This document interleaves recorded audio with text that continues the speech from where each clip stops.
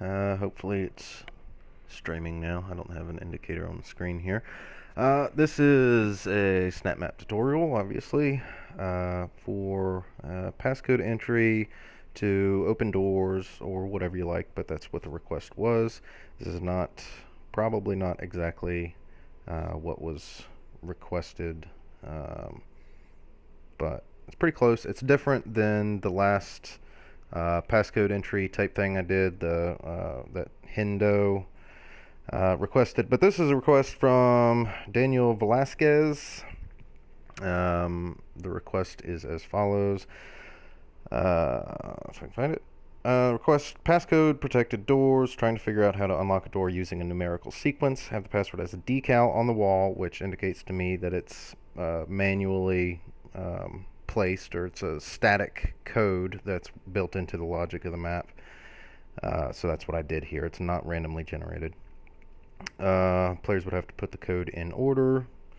Trying to figure out how to add a setting to reset the process if you enter the password incorrectly, with a sound going off for each correct or incorrect entry. I did not do that. Just as a creative liberty, I think that you should have to put in the entire sequence and then find out if you're right or wrong. Otherwise, you really don't need to know what the code is if it's telling you each time. So I didn't do that. And then complimented me and thanked me. So and there was some back and forth and stuff like that, but indicated that I used panels and switches and stuff. So this is what I ended up with: down switch, an up switch, and a panel here. It's panel, enter passcode. The number 5 is shown here. That could be changed with a string to make it a little more aesthetically pleasing. Here is just a reminder for me. I didn't put decals on the door or anything. But the code is 4556, and the way this particular setup is, the integer, this 5 here, is reset to 5 each time you submit the number. It's 4-digit code. Alright, so if we go in here and hit that, it says digit set. Down here it says entered 5. We've got 1 digit in and it's still 5. We'll come over here, up, now it's 6, enter, 6, it's reset to 5. That's what that int reset to 5 is. Alright, now we've already screwed up. That's 5, 6, it's 4, 5, 5, 6. So I'm just going to go ahead and mash this so you can see what happens when it's wrong. Last one's entered, plays a little sound, resets, says entered on the bottom, and reset to 5. And this triggers this door. It is not open. So, and placement of these is a little weird. It doesn't feel very fluid. But that's what I got. That's what you get. So, 4 is the first digit. 5 is the second. Go ahead and do that. 4, 5 down there. 5 again. 4, 5, 5, and 6. And also, before I submit this, I will throw this into, if you take this up, it's 8, it's 9, right, there's 9. If you hit it again up, it cycles down to 0, and from 0 down, it goes to 9. So, I thought that's kind of necessary for this kind of thing. So, last digit is 6, hit that, plays a little sound, deletes that stuff, which is, totally up to the creator, and opens the door. Here, I have a different one. It's the exact same logic, except I just removed the resetting to 5. It still defaults to 5 because I'm using the same integer. And that last setup set it back to 5. But if we set it to 4 and enter, it's still 4. So if you prefer it that way, you can certainly do that. The first digit's 6. Whoops. So we can go ahead and do that. It's wrong. 5 and 6. There's 6. And what is it? 6, 4, 5, 1. There's 5, 4. There's 5. And 4. 3, 2, and 1. There you go. So there you have it. That's the setup I have. There are tons of ways to do this. I'm going to go back into the editor here. Yeah, lots and lots of different ways to do this. If I can come up with some significantly different options, which there are, random options, things that don't look quite as good, things that look a little bit better even. But you know, down there on the panel where it said entered and then the sequence, it doesn't have to be like that. I would consider that kind of a minor change. But anyways, this is what I've got, and this is what I will demonstrate, and I will put up another video later on, if I need to, or if I feel like messing around with it anymore. So this is the exploded out version. This is within what, 512 by 512 area. This is the condensed version. I did not initially set it up like this. It was out a little messy at first, and I condensed it down to this. And of course, you know, can put that stuff there and, yeah, throw this up against the wall or something like that. Same thing here. It's an exact copy, but I'll just go ahead and point this out. I'm not going to go over this again. On top of this integer, there's nothing. On top of this integer, there's this set integer, and that just sets it to 5. Alright, so that's the only distinction between the two, other than the code itself, but I'll point that out. This does have the setback to 5 on this exploded version.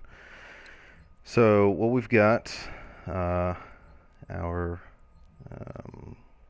initializers, activators, whatever you want to call them, interactives, our down switch, our touch screen, and our up switch. Our down switch and our up switch are doing the exact same thing, just opposite. So down switch is coming over testing an integer compare, which is this passcode digit integer, and it's testing it against 0. And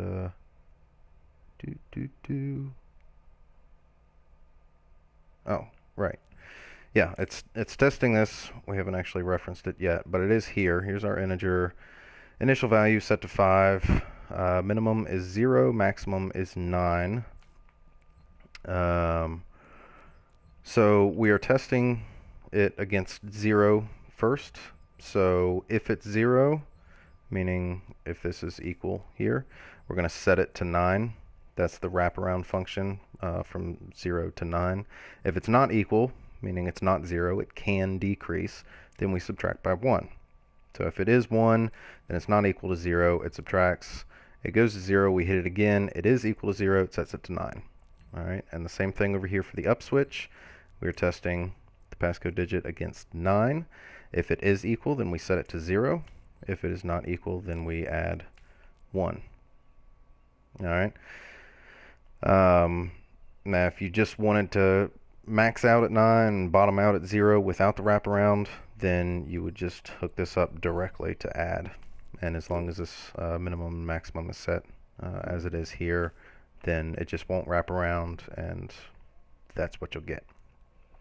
But that's just in there because it looks a little bit nicer, it functions a little bit better, especially if you don't have this in here and you have something like 9191 or 9190 or something like that, then you don't have to go hit down a bunch of times and up a bunch of times.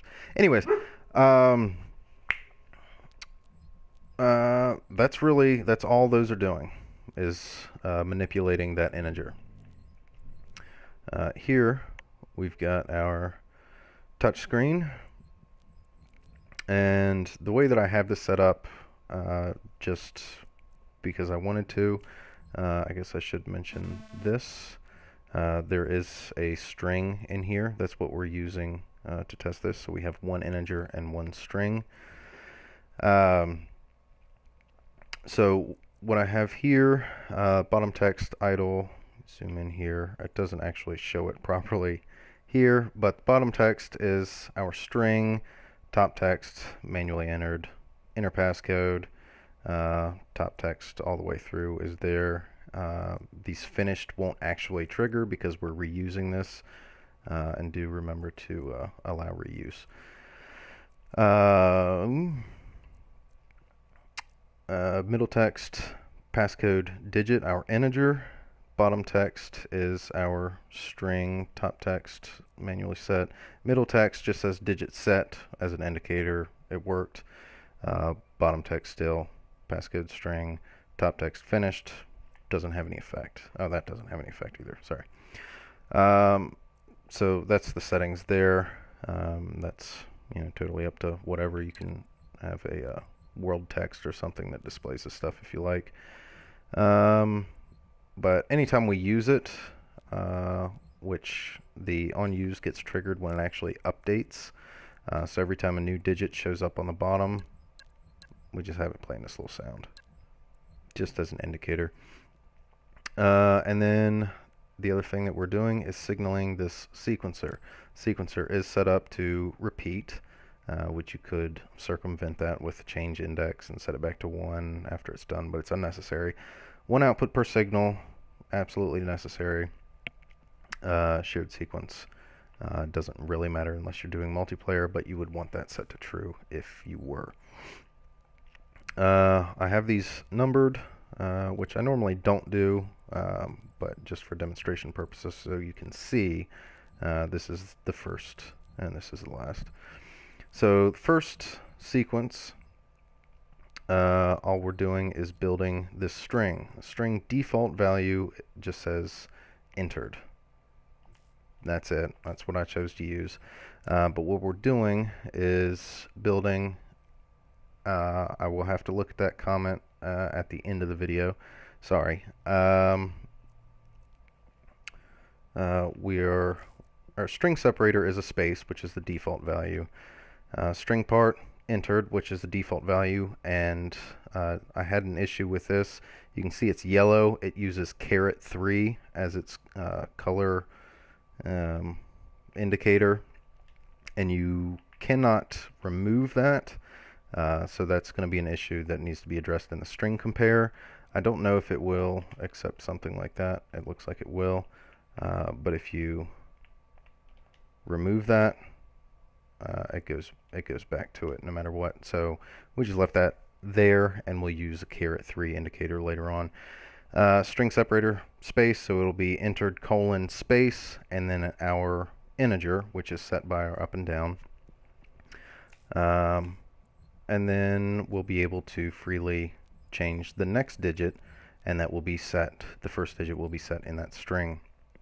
So we change the next digit and set it, comes over index 2 of the sequencer, and then what we're doing here is building on itself. So we use passcode string, so this is like a plus equals passcode string, which is the current value, and then we append to that a space because of the string separator, and then our new integer. And that's what we do for 3 and 4. So the first one is the only one that that sets it with this entered piece in here. That allows it to look a little bit better. And then this just builds onto it. Passcode string, passcode digit. Same thing, 2, 3, 4. But then on the fourth one, also on all of these, that's when we're setting this to 5.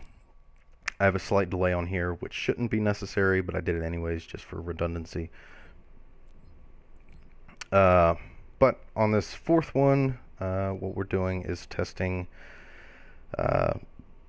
strings, and our left-hand side is this passcode string, which should now be built with entered colon space, a number, well, a number here, space, second number, space, third, space, fourth, and then so we've got all 4 numbers. Test this string, passcode string, against, and this is where that color became a problem for me. You have to enter ℏ3 for the default string value because it just sticks it in there for whatever reason. You could change that if you wanted to. But you have to put that in there if you want default. So enter colon, space 5, space 5, space 5, space 5, and that's it. And that should equal this if you mash 5555. Which this is where you would set your code. So if you wanted it to be 1, 2, 3, 4, then you'd have to come in here and 1, and 2, and so on and so on. So that's where the code is set in the logic. That's the only place it needs to be set. It's a little yucky setting it like that. You could use another string and create a string with a number just to make it a little bit easier to set up. But the amount of time required to do that is comparable to just putting it in here. So then all we've got here, if it is equal, if you've got the correct code in this case 5555, then play a sound if you want to, and delete this stuff. Now you can disable it if you want, but it'll still have the default stuff on there. So I chose to delete. And then this is also where your door opening or explosions or whatever else you wanted would be. So we've got a success sound, cleanup, and our ultimate goal taken care of there. If it is not equal, then we're going to reset this string to entered just so it's a default value on this panel. Otherwise it'll show the last code and it just gets ugly. But because of this first build, it's not entirely necessary. It just makes it look a lot better. There's a slight delay on that, which isn't necessary, but I did it anyways. Also, if not equal, play a little indicator that you fucked up. And that's it. So in a nutshell, our up and down switches with this rollover function in here, just manipulating this single integer, and then anytime we hit this panel, it goes through the sequencer. First one builds this with the word entered, a space because of the string separator, and our current digit, and then it resets our integer to 5, which doesn't need to be there. You can leave it where it was last time, or on the last digit that was entered. And then the next time we do it, come over and we just add on, just append to that string what the integer currently is. So the first value is stored in the string the first time, second time, and so on. And then we test at the end. That's where our code is entered.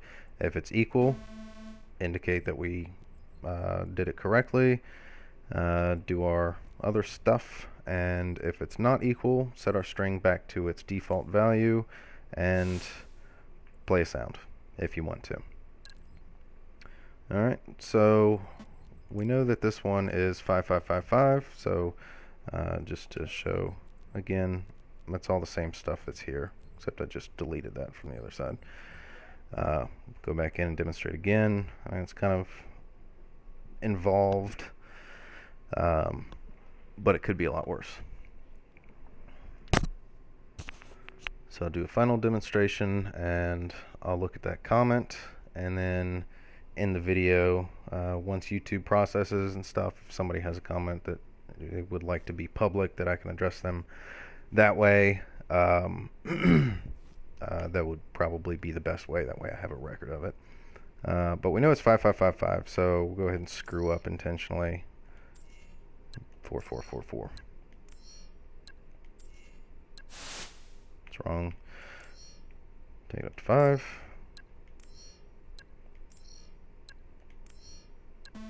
And there we go. And of course that open wasn't attached to anything, just sounds and stuff. But there we go.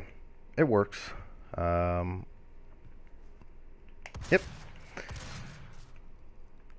Go back in here and hover over if anybody wants to take a screenshot or something, make it a little bit easier if you want to use it. And I will check out the comment, which means the screen's going to go blue for a second. But Yeah, let me open that up.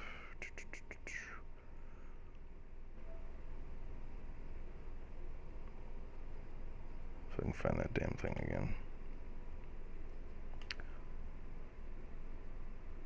Yes, this is Doom. So, sorry, that took 8 minutes, but yep, this is definitely Doom. So there you go. Antonio, I think your name was. If you have any other comments, I'm going to end this video here. If somebody wants a screen grab, that's probably the best I can do. Also, hardly takes up anything, especially since we're only using 2 variables in this, and this can be reused as long as you can't access 2 of them at the same time, which would screw up the integer and the string, because I'm reusing the same string. But yeah, yep, I guess that's it. Thanks for watching. Like if you liked, dislike if you didn't, subscribe if you haven't already. Send me other requests. If you want a variation of this, something that's a little bit different, you can do it with shootable triggers, that sort of thing. It's just a few little tweaks. Do let me know in the comments of this video after it gets processed by YouTube and stuff, which will probably be in about half an hour. Thanks to those of you who were watching during this live stream, and thanks to the people who will be watching in the future. And one more shout out to the requester, which I've got to pull up, Danielle Velasquez, or Velasquez. Yep, that's it. I'm going to end it here. So thanks everybody, and hitting the stop thing. Okay, bye-bye.